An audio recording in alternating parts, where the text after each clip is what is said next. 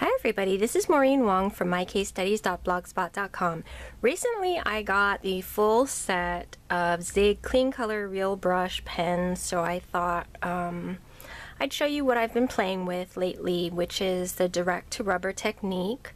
I haven't done this in a while because it was a favorite of mine back when I didn't like coloring, which was kind of a long time ago. I've been stamping forever now, and in the beginning I didn't like to color because I wasn't good at it at all, and I didn't have the right coloring mediums, and so on and so forth. But anyway, I bought a lot of these bold line images like this hummingbird, and the point was that you would do direct to rubber with your markers, and then you stamp it down and you're done with it. You don't have to color it in or anything, or you could even just stamp it in a colored ink and be done with it.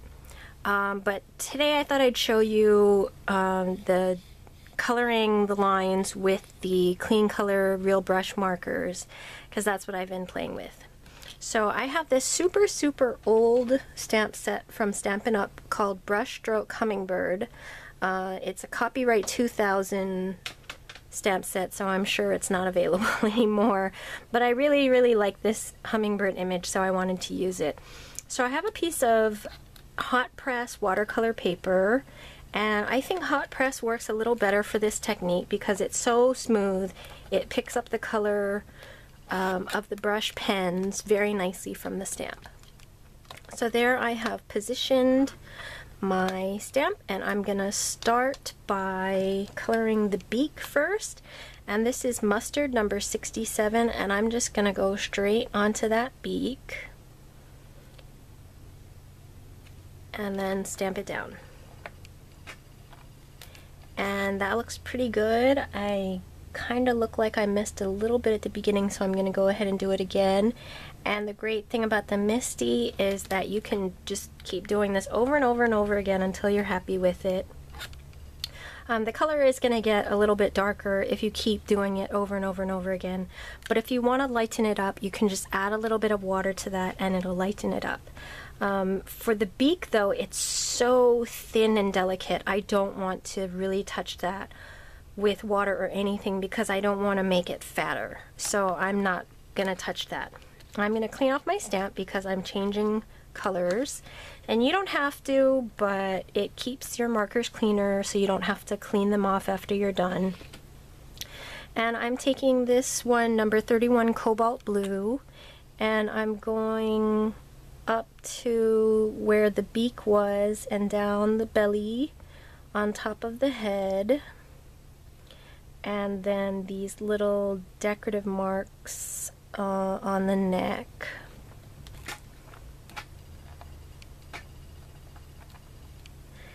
And I said before, you can keep doing it until you get it how you like it, but it doesn't need to be perfect because we're going to be cleaning this up after we're done stamping.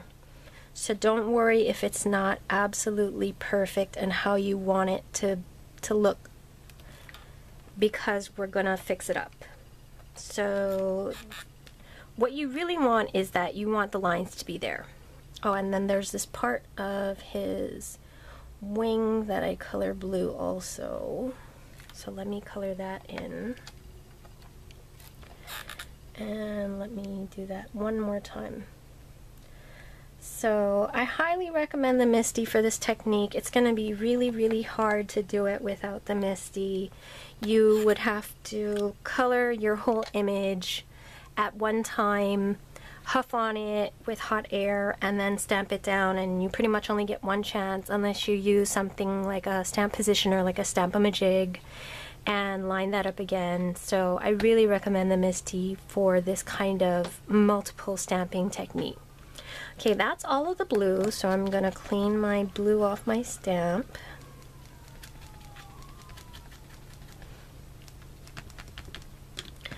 And I want to make sure that my stamp is dry. Otherwise, when I put my color on top, it'll get watered down and it might get a little sloshy on the paper. So I'm taking, this is number 41 light green, and I'm going to overlap the blue on his belly, and this is the only place that I'm going to be using the green. And that came out pretty good, but it's a little light in the middle, so let me go over that one more time. Like I said, it doesn't have to be perfect though, so don't worry about it. And clean that off, and now I'm going to come in with my gray. This is light gray number 91, and I'm going to go over his wings. And let me just position it so I can get my hand in there. His wings, he has these ones that are in the back. And those came out really light. I'm using this color, and it's really light coming off of the stamp, but the reason why I'm using it is because I don't want it too dark, and I'm gonna come back in later and draw over some of my lines, so I don't want a really dark gray, so I want it to be just that sort of mid to light gray tone. So I'm just gonna keep going, coloring in his front wing. And again, I can go over that one more time.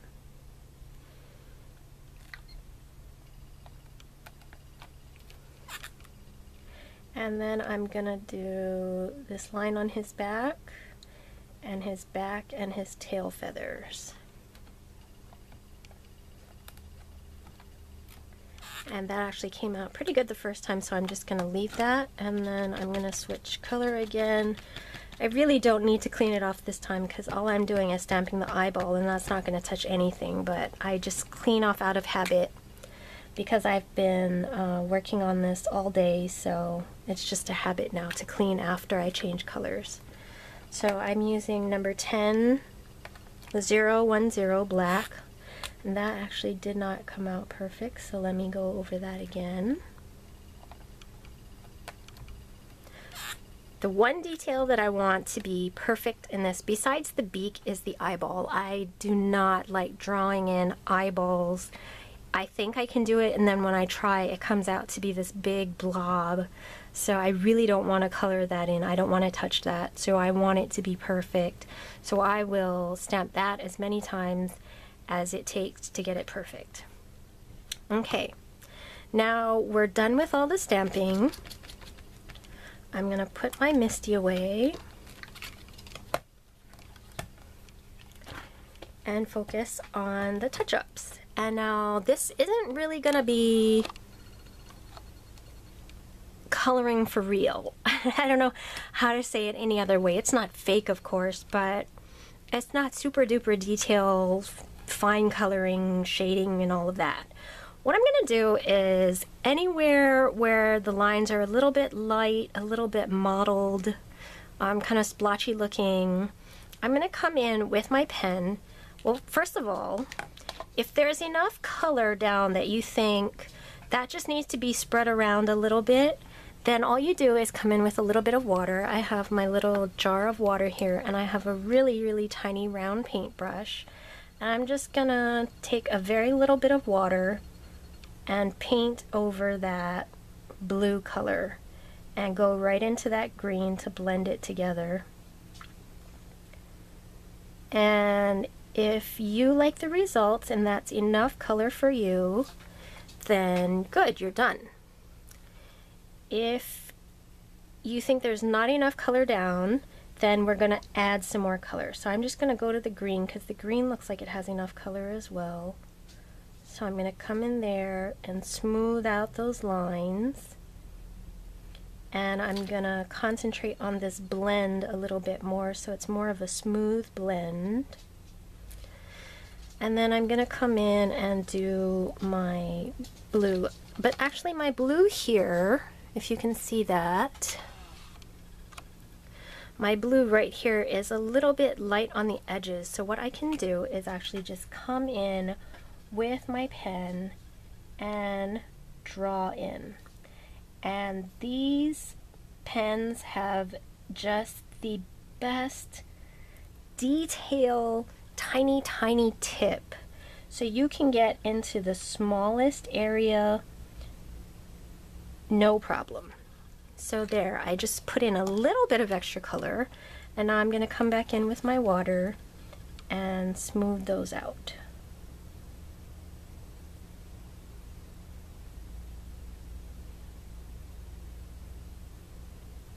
And remember, if this isn't perfect, it doesn't have to be.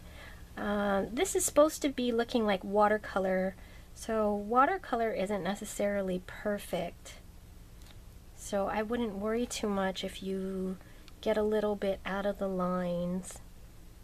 But like I said, there are a couple things that I didn't want to fuss with, and that's the beak and the eyeball. Okay, so now the wings, I think really need a lot of work. So let me get that same light gray color, and I am going to draw in my wings a little bit more with my marker. All of them, because all of them came out pretty light. And you don't have to be perfect.